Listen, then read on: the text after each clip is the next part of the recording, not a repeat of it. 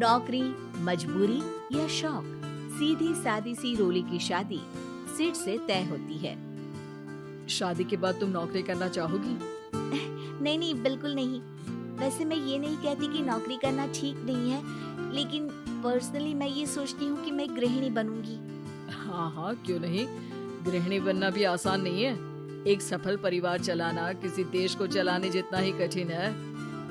रोली को सिड का साथ और बात दोनों अच्छी लगती है और फिर वो दिन भी आ जाता है जब दोनों की शादी हो जाती है। शादी के बाद ये क्या, सारा दिन किचन, कपड़े और चार दीवारों के आगे पीछे घूमती रहती है। जा बाहर निकल कर देख, कितनी स्मार्ट लगती हैं वो औरतें जो नौकरी करती है। हाँ, अच्छी तो लगती है सासू माँ, लेकिन मैं नौकरी नहीं कर सकती। मेरा मन घर के कामों में ही लगता है।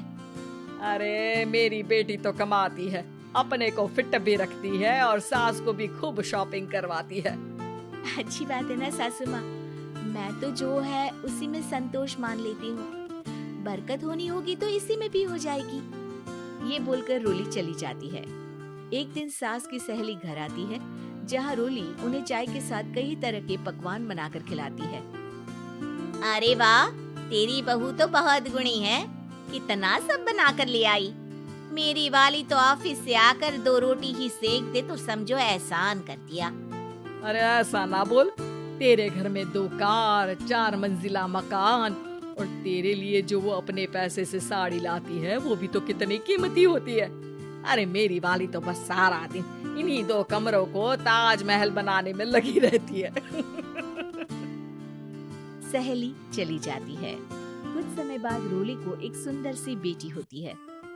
अरे क्या सारा दिन उस बच्चे में लगी रहती है? माँ, मुझे ना 1 मिनट भी छोड़ने का मन नहीं करता। देखिए ना, कितनी प्यारी है। मैं ना इस हर पल को एंजॉय करना चाहती हूँ। अरे हाँ हाँ, हमने भी बच्चे पाले हैं, हम भी जानते हैं कि कितने प्यारे होते हैं और अपने बच्चे को बढ़ता हुआ देखना कितना अच्छा लगता है। लेकिन एक दिन अचानक और रोली, एक बहुत बड़ी घटना हो गई। एक शॉर्ट सर्किट से पूरी दुकान जल गई। ओह, अब क्या कुछ समझ में नहीं आ रहा कि कैसे घर चलेगा। घर की पूरी गाड़ी पटरी पर लाने के लिए कई साल लग जाएंगे और वापस पहले जैसे होने में भी बहुत टाइम लग जाएगा। रोली कुछ सोचती है, फिर अपने 3 महीने के बच्चे को देखती है और कहती है, आप कहे तो मैं नौकरी शुरू कर दूं? माँ मुन्नी को देख लेगी, फिर शाम को तो मैं घर आ ही जाऊंगी। सिड कुछ कहता उससे पहले ही उसकी सास वहाँ आ जाती है। अरे हाँ हाँ, अब भी तुझे नौकरी करने के लिए पूछना होगा। अरे घर पर इतनी बड़ी विपदा आ गई है, तू है कि बच्चे का मुंह देख रही है। अरे क्या मुझ पर भरोसा नहीं है? अरे नहीं नहीं माँ जी, ऐसा क्यों बोल रही हैं आप? फिर क्या था, सिड से पूछकर 3 महीने की बच्ची को रोली सास के पास छोड़कर चली जाती है। शाम को ऑफिस से आने पर अरे सारा दिन इसने तो चैन नहीं लेने दिया, बस गोदी में ले लेकर घूमती रही। हाथ दर्द हो रहा है। बहू को बहुत गिल्ट फील होता है, लेकिन जब वो घर की हालत देखती है तो चुप रह जाती है। ऑफिस में सहेली कहती है, अरे रोली, तेरी तो बच्ची छोटी है ना, कैसे मैनेज करती है? कैसे मतलब? घर पर रहती है वो अपनी दादी के साथ। ओ यार, कितनी अच्छी है तेरी सास।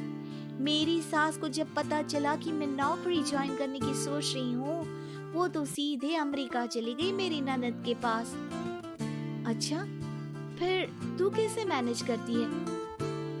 अरे मैंने तो फुल टाइम मेड रख ली है। ओहो, वो तो बड़ी महंगी होगी ना?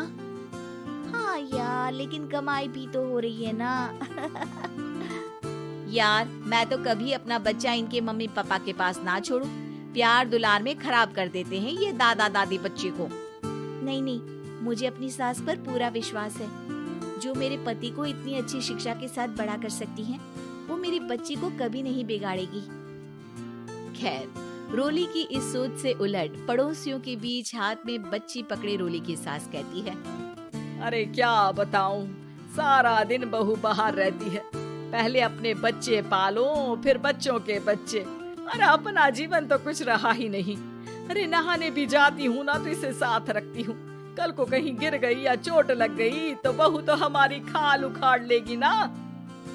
अरे ऐसा भी क्या डरना बहू से, नौकरी थोड़ी की है उसकी। अब क्या बताऊं, पढ़ी लिखी लड़कियां हैं आजकल की। चलो चलती हूँ, सब्जी बनाने का वक्त हो गया है, बच्चे आएंगे तो खाना तो बना मिले। सास ये बोलकर वहाँ से चली जाती है कि तभी रोली ऑफिस से घर पहुँचती है। बाहर पड़ोसियों को देखकर, नमस्ते आंटी जी, कैसी हैं आप? अरे बहुत अच्छी हूँ, लेकिन तेरी किस्मत तो सबसे अच्छी है। क्या सास पाई है, मोती दान किए होंगे तूने। तेरा बच्चा भी देखती है, खाना भी बनाती है। बेचारी बहुत काम करती है तेरी सास। हाँ आंटी, सही बोल रही हैं आप। अब ऑफिस भी दूर है तो आने जाने में वक्त चला जाता है। खैर चलती हूँ। हाँ हाँ बेटा जाओ, गर्मा गर्म खाना खाओ। रोली घर आती है, जहाँ सास एक बार फिर छोटी सी मुन्नी की शरारतें गिनाने में लग जाती है। अरे आज तो इसकी वजह से मुझे 2 बार कपड़े बदलने पड़े। बार बार पानी गिरा दे रही थी। दोपहर में थोड़ा सोचा कि आराम कर लूं तो दूध के लिए रोने लगी। हाय, मैं तो परेशान ही हो गई। रोली को सास की बात अब कुछ अजीब लगती है, पर वो जल्दी से कपड़े बदलकर किचन में जाकर रोटियां बनाने लगती है। सारा महीना काम करने के बाद रोली को सैलरी मिलती है। वो पैसे लेकर सीधे सास के पास जाती है। माँ जी, ये मेरी सैलरी। आपने हर कदम में इस घर का साथ दिया। मैं नौकरी करने के पक्ष में नहीं थी, मैं तो अपने बच्चे को बढ़ता देखना चाहती थी। मैं थोड़े में भी खुशी थी। कभी मैंने आपको किचन में पैर नहीं रखने दिया था। घर की मुसीबत नहीं आती तो मैं कभी इन जिम्मेदारियों को आप पर पड़ने नहीं देती। अब सास समझ चुकी थी कि उसकी गलती कहाँ है।